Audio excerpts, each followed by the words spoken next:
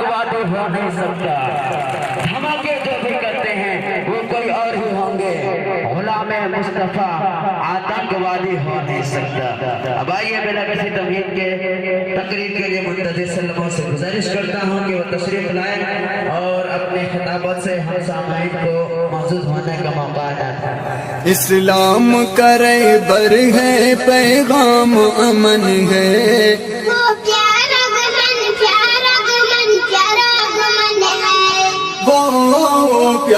گمن ہے، اسلام کرے بر ہے پیغام امن ہے۔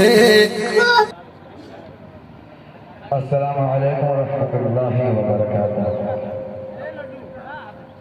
محترم حضرات، سامعین کرام، آج کے اس تاریخی یوم جمہوریہ کے موقع پر آپ حضرات نے جس عنوان پر مجھے تقریر کرنے کی ہدایت دی ہے، حق بات تو یہ ہے کہ میں اس کا اہل نہیں ہوں، نہ تو میری زبان میں یہ طاقت ہے، نہ میرا مطالعہ اتنا وسیع ہے کہ ہندوستان کی آزادی سے لے کر اب تک کی تاریخ کو بیان کروں۔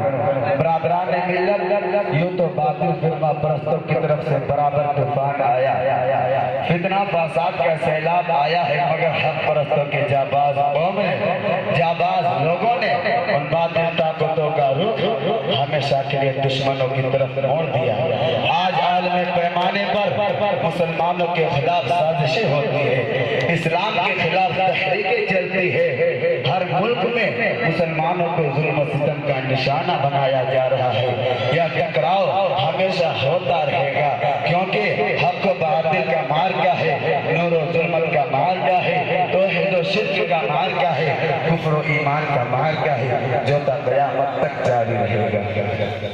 میرے دوستو، ماہ و سال کی گردش انقلاب زمانہ کا نام ہے، دن ہفتے میں، ہفتے مہینوں میں، مہینے سالوں میں، سال صدی اور قرنوں میں بدلتے اور ایک زندگی اور ایک تمدن کو بالکل ختم کر کے دوسری دنیا، دوسری تہذیب، دوسرا عالم پیدا کرتے ہیں۔ ماہ و سال کی گردش قوم کے اور فرد کے مزاج کو بھی بدلتی ہے، ان کے اوصاف میں بھی تغیر پیدا کرتی ہے۔ جو قوم کل اپنی بہادری اور شجاعت پر مشہور تھے، آج وہ بزدلی اور بہمتی کا شکار ہے۔ جن افراد کل گمنام تھے، آج ان کی زندگی بام عروج پر ہے۔ جہاں جن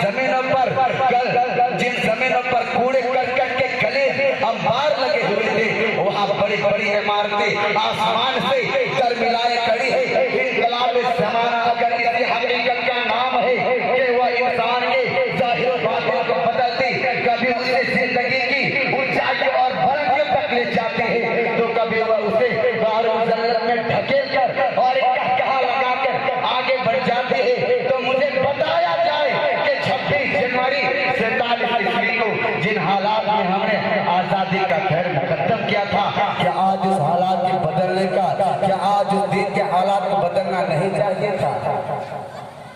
47 عیسوی میں ہم نو آموز تھے، ابھی قبر سے چھوٹنے کی وجہ سے ہمارے بالوں پر کمزور اور برواز کو برائے نام تھی۔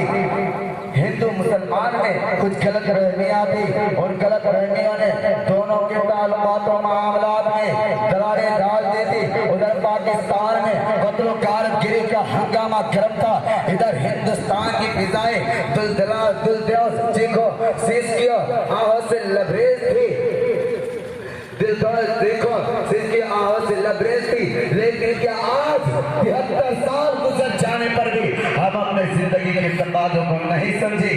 ہم نے 35 کروڑ افراد کی عددی طاقت رکھنے والی قوم کی ضروریات اور طبیعی حقوق کا اندازہ نہیں کیا، انصاف اور امن کے لیے ہمارے دل نہیں کھلے، خام سیاست اور لا حاصل نظریات کے فریب نے ہمارا ساتھ نہیں چھوڑا۔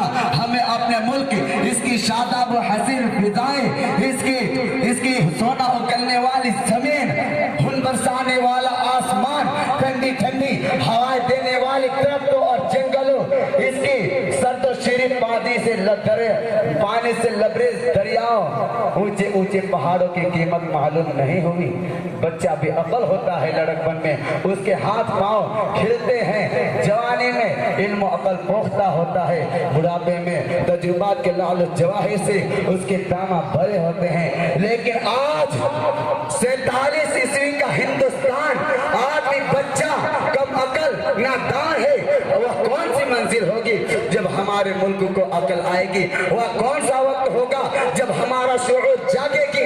وہ کون سی گھڑی ہوگی؟ وہ کون سی گھڑی ہوگی جب انسان کو سمجھے گا, آدمی کو احترام آدمیت کی تمیز ملے گی, جب ہندو مسلمان کو اور مسلمان ہندو کو آدمی سمجھے گا, خدا کی مخلوق سمجھے گا, اس کی انسانی ضروریات کے راستہ میں روڑے نہیں اٹکائے گا. کہنے والے تو بہت کچھ کر چکے, آواز دینے والے نے آوازیں دیتے دیتے اپنے گلے زخمی کر لیے. اب تو سننے اور عمل کرنے کا وقت ہے, اور وہ اگر نہ آنے تو جب عمل کرنے کا وقت گزر جائے گا اور بے عملی کی سزائیں شامت اعمال بن کر تمہارے سکوت و شوکت کو پامال اور سرخمیدہ کر دیں گی. 26 جنوری کی تقریبات میں اس حقیقت کو نہ بھولو جس مشقت سے ہم نے جس محنت و مشقت سے آزادی حاصل کیا تھا, اور اس آزادی کو برقرار رکھنے کے لیے ہمیں اس سے بہت زیادہ جانکاری کی ضرورت. میرے دوستو, میں آپ لوگوں کو 1999 کا ایک واقعہ بتا رہا ہوں کہ واقع دعانا علی